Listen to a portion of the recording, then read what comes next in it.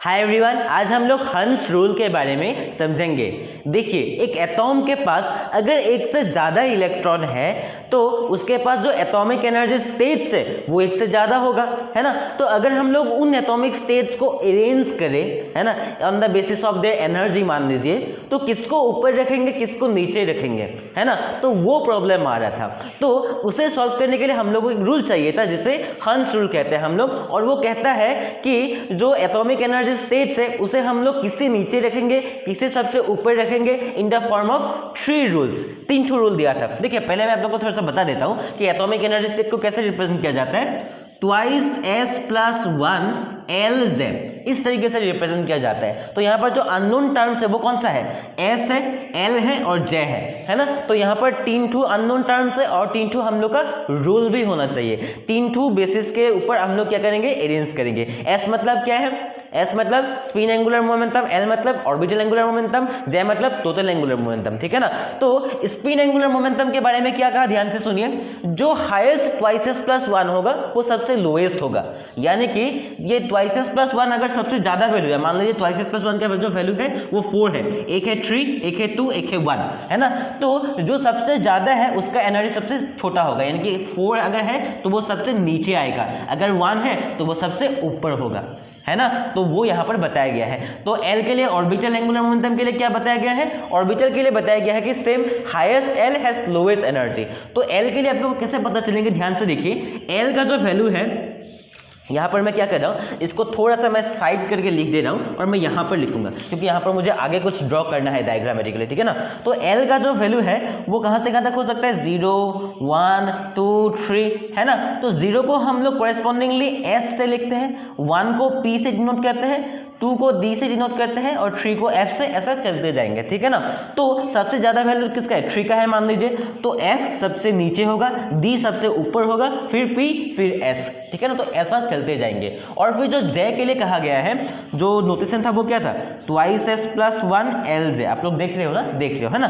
तो ये जो S L J है दोनों के बारे में हो गया। J के बारे में क्या कहा कि J जो है, अगर J का वैल्यू सबसे छोटा है तो वो सबसे नीचे ही रहेगा, है ना। ये किसके लिए बताया गया है, अगर जो सबसेल है जिसके बारे में हम लोग बता रहे हैं, उसका अगर हाफ फिल से छोटा है, यानी कि अगर वो पूरा कंप्लीट ना होकर छोटा सा, मतलब उससे लेस है ना। अगर वो सबसे हाफ फिल जो सबसेल है वो ज़्यादा है, यानी कि जो सबसेल है वो हाफ फिल नहीं है ना, हाफ फिल से थोड़ा सा ज़्यादा है, तो क्या होगा, जो हाईएस्ट J है वो लाइस लोवेस्ट। यानी कि जब हम एग्जाम्पल करेंगे तब आप लोग को ये सब क्लियर हो जाएंगे, ठीक है ना। तो एग्जाम्पल की ओर देखते हैं।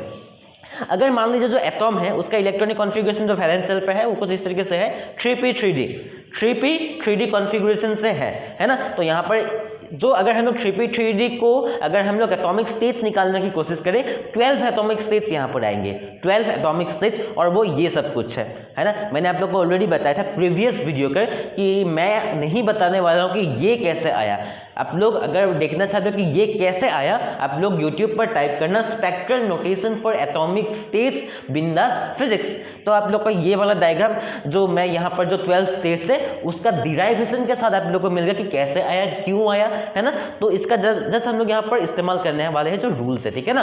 तो यहाँ पर देखिए, जो पहले वाले रूल की ओर चलते हैं, यहाँ पर क्या होगा, यहाँ पर होगा 3p3d, यानी कि जिसको हम लोग तोड़ रहे हैं, ठीक है ना। तो 3p3d के बाद यहाँ पर S की ओर चलते हैं।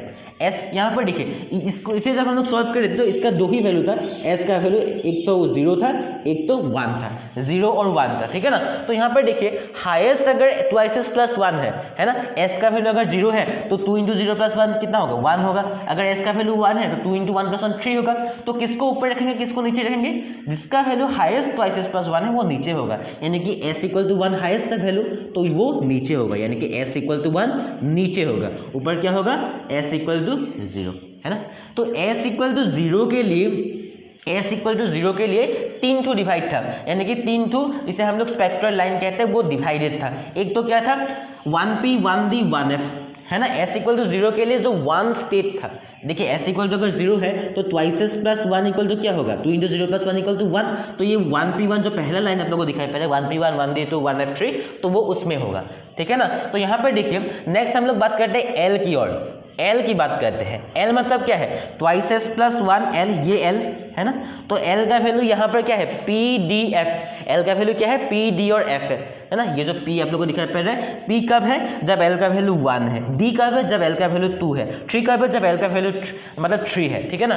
तो जो हाईएस्ट L है वो नीचे होगा, यानी कि PDF में जो हाईएस्ट क्या है, PDF में हाईएस्ट क्या है, PDF में हाईएस्ट है F, तो F नीचे होगा, यानी कि यहाँ पर क्या S = 0 अगर है तो 1F होगा, यानी कि यहाँ पर 1F होगा, यहाँ पर क्या होगा 1D होगा और यहाँ पर क्या होगा 1P। सिमिलरली यहाँ पर S = अगर 1 है तो S = अगर 1 है 2 × 1 + 1 कितना होगा 3, तो यहाँ पर होगा 3F, यहाँ पर होगा 3D, यहाँ पर क्या होगा 3P होगा। आप लोग समझ रहे हो ना मैं क्या कह रहा हूँ, है ना। तो फिर इससे हम लोग क्या करते हैं 3 और सॉल्व करते हैं। अब हम लोग Z की बात करेंगे। Z का क्या था, अगर Z का वैल्यू लोएस्ट है तो वो लोएस्ट ही रहेंगे, है ना। आप लोग ध्यान से सुनना मैंने क्या कहा, अगर Z का वैल्यू लोएस्ट है लोएस्ट है, यहाँ पर तो कुछ है ही नहीं, देखिए इन तीनों में तो कुछ है ही नहीं। 1F का सिर्फ एक ही वैल्यू है और वो कौन सा है 1F3 है, D का तो सिर्फ एक ही वैल्यू है 1D 2 है और इसका वैल्यू एक ही है 1P 1 है। लेकिन इसमें हम लोग को कुछ देखना है, Z का वैल्यू देखना है। Z का वैल्यू जो सबसे छोटा है वो सबसे छोटा ही रहेगा, यानी कि 3F 3 to 3F था, 3F 3 2 था, 3F2 3F3 3F4, Z का वैल्यू सबसे छोटा क्या है 2 है, तो जो सबसे छोटा है वो सबसे छोटा ही रहेगा, यानी कि नीचे ही होगा। तो ऐसा हम लोग को लिखना पड़ेगा 3F2 3F3 3F4, ठीक है ना। ठीक उसी तरह जो D का भी वैल्यू है वो जब छोटा कौन सा है D1 है तो वो सबसे छोटा ही रहेगा 3D1 3D2, अब क्या होगा 3D3 होगा। नेक्स्ट जो P का वैल्यू है वो भी सेम 3P0 3P1 और क्या होगा 3P2 होगा।